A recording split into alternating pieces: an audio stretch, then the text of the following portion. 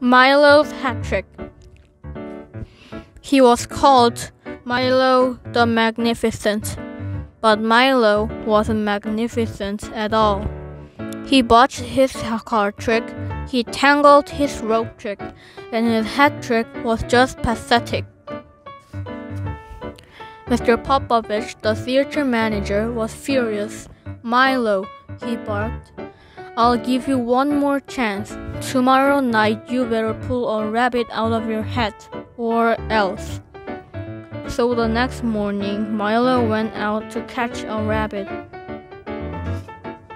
Instead, he caught a bear. "What are you doing out here?" said the bear. "Oh, I'm looking for a rabbit for my hat trick." "Hat trick?" said the bear. "Maybe I can help." "You?" said Milo. "Watch this," said the bear. And he jumped into Milo's hat. "Wow," said Milo. "How did you do that?" "Easy," said the bear. "You just pretend your bones are made of rubber. It's a secret I learned from a rabbit." "You definitely can help me out," said Milo, "but you'll have to hide in my hat until we're on stage." "No problem," said the bear. "Just whistle and I'll pop out." On the train back to the city, Milo was in a daze. "It's true," he thought. "I really do have a bear in my hat." But when he got to his dressing room, his hat was empty. Worse yet, it wasn't even his hat. Milo raced back to the train station. There were lots of people with hats, but none of the hats was his. Meanwhile, in a restaurant across town, someone whistled for a waiter. Ta-da! Right on the cue, the bear popped out of the hat. But there was no applause. There was no Milo. "Uh-oh," said the bear. He grabbed Milo's hat and ran. "Help!" cried the cab driver. "A wild bear is on the loose." "A bear? Where?" said a policeman. "He was standing right by that mailbox, but then, poof, he disappeared." "Oh gosh," said the bear. "How in the world will I ever find that magician?" Just then, a school teacher was passing the mailbox. "Hurry up, children," she said, "or we'll be late for the magic show." "The magic show?" thought the bear. He slipped out of the mail slot and quickly joined the line.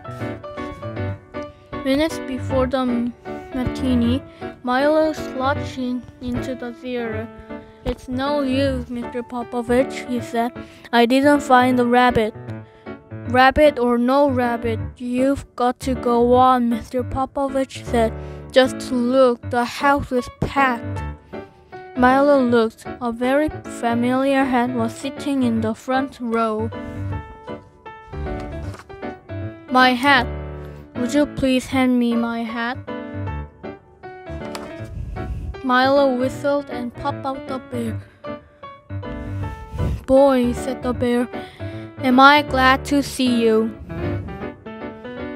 For the rest of the afternoon, the bear jumped in and out of hats of all shapes and sizes. Milo's new act was a smash. Mr. Popovich was ecstatic. For 3 solid weeks, Milo and the bear were the hottest tickets in town. But one day, during intermission, the bear yawned an enormous yawn. After popping in out of 762 hats, he was pooped. So Milo took the bear home. Back in his cave, the bear settled down for a long nap. "Gee," said Milo, "what am I going to do without you?"